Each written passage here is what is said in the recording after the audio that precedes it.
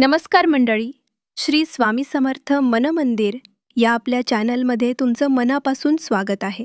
आज आपण बोलणार आहोत एक अत्यंत पवित्र, पुण्यदायी आणि शांतिदायक आध्यात्मिक परंपरेबद्दल. ती म्हणजे शिवलीलामृत पारायण. शिवलीलामृत म्हणजे काय? हा एक अद्भुत, पवित्र आणि अनुभवात्मक ग्रंथ आहे. समर्थ रामदास स्वामी यांनी लिहिलेला हा ग्रंथ महादेवाच्या लीलांचा, भक्तीचा आणि आत्मिक उन्नतीचा अमृतझरा आहे. शिवतत्व समजून घेण्यासाठी, त्याच्या अनुभूतीसाठी आणि जीवनात शांती, समाधान आणि आशीर्वाद मिळवण्यासाठी या पारायणाचा उपयोग होतो. हा ग्रंथ वाचणं म्हणजे फक्त शब्द नाही, तर देवाशी संवाद साधणं आहे. तो आपल्याशी बोलतो, आपल्याला समजावतो आणि आपलं आयुष्य परिवर्तन करतो. शिवलीलामृत पारायण कोण करू शकतो? कोणीही करू शकतो.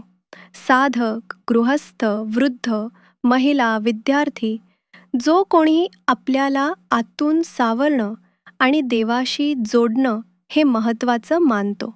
हे पारायण आपण कधी करावं? श्रावण महिन्यात पारायण केल्याला विशेष महत्त्व आहे. त्याशिवाय सोमवार, महाशिवरात्री, त्रयोदशी, प्रदोष किंवा कोणत्याही पवित्र दिवशी पारायण करता येतं. एखादी इच्छा पूर्तीसाठी किंवा नित्य भक्ती म्हणूनही हे पारायण करता येतं. हे पारायण कसं करावं? सकाळी लवकर उठून, स्नान करून, शिवाची पूजा करून, शांत चित्ताने पारायण सुरू करावं. समोर दीप, फुलं आणि पंचामृत ठेवावं. शिवलीलामृत ग्रंथाच्या ओळीमध्ये स्वतःला विसर्जित करावं. वाचन करताना मनात शिवाचं नामस्मरण असावं. पारायणानंतर आरती, शिवजप आणि प्रार्थना करावी. शिवलीलामृत पारायणाचे फायदे काय आहेत? शरीर आणि मन शांत होतं. संकटांपासून संरक्षण मिळतं. मनोकामना पूर्ण होतात.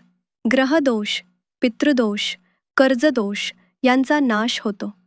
घरात शांती आणि सकारात्मक ऊर्जा निर्माण होते. मोक्षप्राप्तीसाठी आणि आत्मिक उन्नतीसाठी हे पारायण अत्यंत प्रभावी आहे.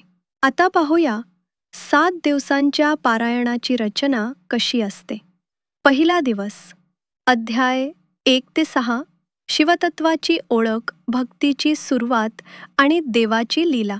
दुसरा दिवस, अध्याय 7 ते 12, शिवभक्तांचं जीवन, त्यांची निष्ठा आणि शिवाच्या कृपेचा प्रभाव.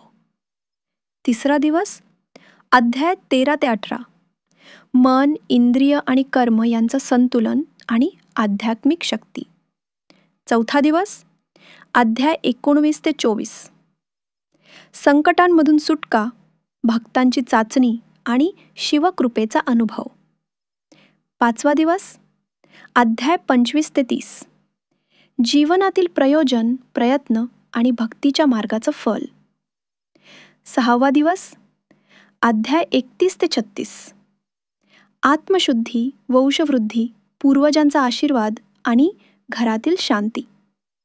सातवा दिवस, अध्याय 47 ते 42, आत्मिक उन्नती, शिवसाक्षात्कार आणि मोक्षमार्ग.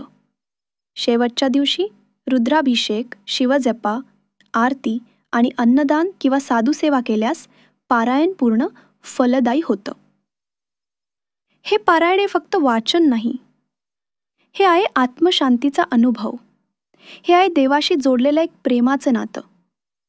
आणि हे आहे आपल्या अंतरात्म्याला जाग करणारी एक शक्ती.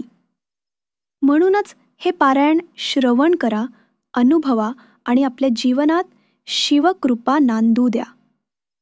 हर हर महादेव. श्री स्वामी समर्थ.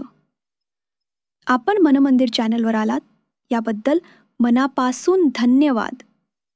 पुन्हा भेटू पुढच्या आध्यात्मिक प्रवासात. जय शिवशंकर.